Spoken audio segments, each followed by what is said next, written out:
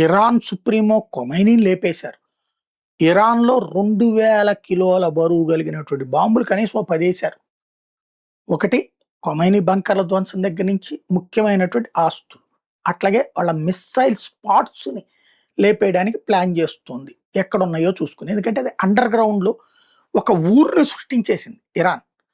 లక్షలకి లక్షల మిస్సైల్‌లు, లక్షలకి లక్షల డ్రోన్‌లు తయారు చేసింది. అదొక ఉద్యమంలాగా పెట్టుకుంది. అవి ఇరాన్ ఇస్తేనే అది కొనుక్కున్నటువంటి రష్యా ఉక్రెయిన్ మీద ఈ రోజు వరకు నిలబడింది. లేకపోతే తక్కువ ఖర్చుతో తయారు చేసింది ఇరాన్. ఇప్పుడు సమస్యల్లా ఏంటంటే అమెరికాకి ధైర్యం వల్ల ఈ ఇరాన్ వేసే దాడులు గల్ఫ్ దేశాల మీద పడతాయి. అక్కడున్న బేసులు ఇలా ఖాళీ అయిపోయినాయి కాబట్టి పెద్ద ప్రాబ్లం లేదు. అయితే గీతే ఇజ్రాయెల్ దెబ్బతీస్తాయి.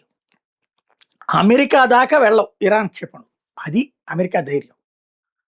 అమెరికా లోపలికి కూడా ఇరాన్‌కి సంబంధించినటువంటి మిస్సైల్ వెళ్తే అప్పుడు యుద్ధ స్వరూపం మారిపోతుంది. పెను బీభత్సం అవుతుంది.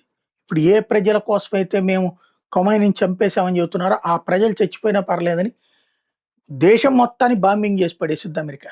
ఏం జరుగుతుందో చూడాలి.